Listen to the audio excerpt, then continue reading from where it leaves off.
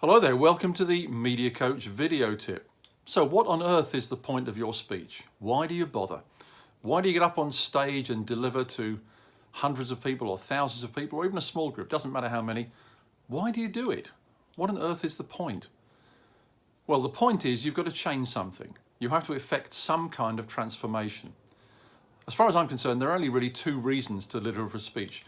You need to change the way people think or change the way they act. Or possibly both.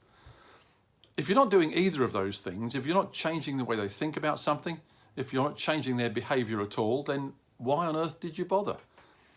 I've heard some people get up and say, well, I'm going to tell you my story. Well, that's fine, or at least it may be fine, if it's got some relevance to me, if it's got some relevance to people who are in the audience. There is no point just getting up and telling a story because you think it's interesting. Even if it's your story and you're fascinated by it, there really isn't any point you standing up and delivering it unless the audience gets something from it.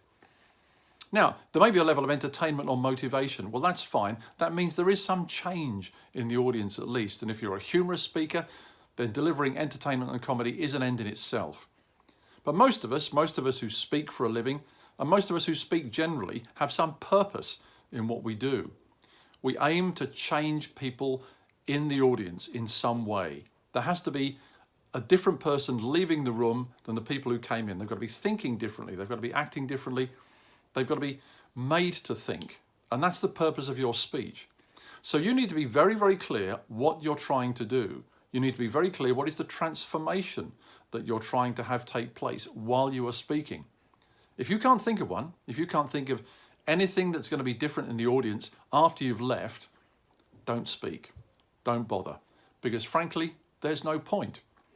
But if you do have something to say, if you do have something that's going to change the way people think or behave, get up there and do it. I wish you the very best of luck.